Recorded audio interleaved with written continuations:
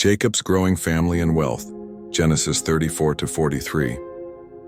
After Jacob had married both Leah and Rachel, tensions continued to rise in his household.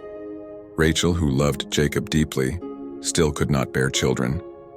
In her desperation, she gave her maid Bilhah to Jacob as a wife, saying, "Go in unto her that she may bear upon my knees, and I may also have children by her." Jacob agreed, and Bilhah conceived and bore Jacob a son. Rachel named him Dan, saying, "God has judged me and has heard my voice." Bilhah bore another son, and Rachel called him Naphtali, saying, "With great wrestlings have I wrestled with my sister, and I have prevailed."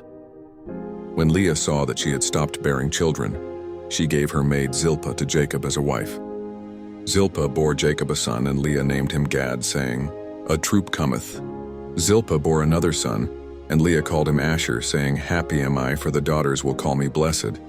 One day during the wheat harvest, Leah's son Reuben found mandrakes in the field and brought them to his mother. Rachel said to Leah, "Give me, I pray thee, of thy son's mandrakes." Leah replied sharply, "Is it a small matter that you have taken my husband? Would you take away my son's mandrakes also?" Rachel answered, "Therefore he shall lie with you tonight in exchange for your son's mandrakes." When Jacob came in from the field that evening, Leah met him and said, "You must come in to me, for surely I have hired you with my son's mandrakes." So Jacob lay with her that night.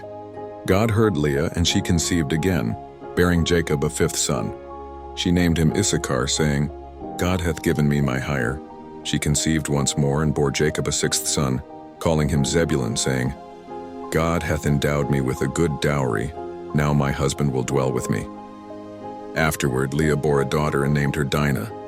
Then God remembered Rachel and heard her prayer. He opened her womb, and she conceived, bearing a son.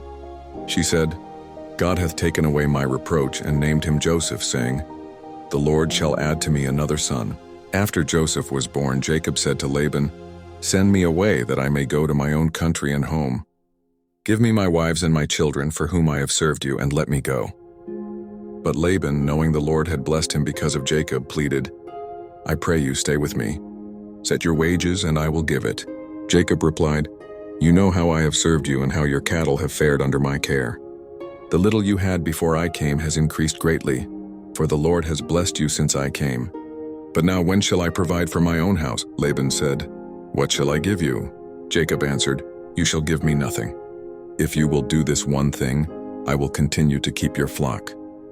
Let me pass through all your flocks today and remove every speckled and spotted sheep, every dark-colored lamb, and the spotted and speckled goats. These shall be my wages. So shall my honesty answer for me later." Laban agreed, saying, "Behold, let it be according to your word."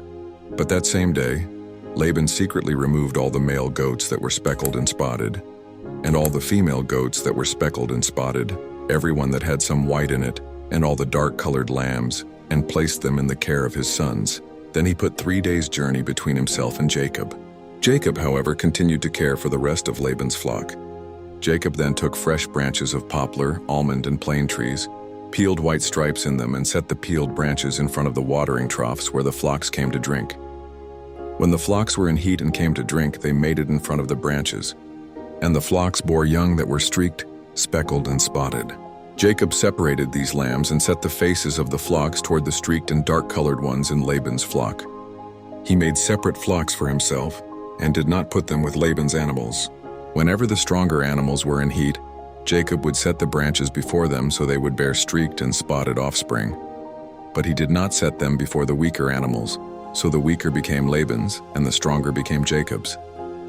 In this way Jacob grew exceedingly prosperous and had large flocks, male and female servants, camels, and donkeys.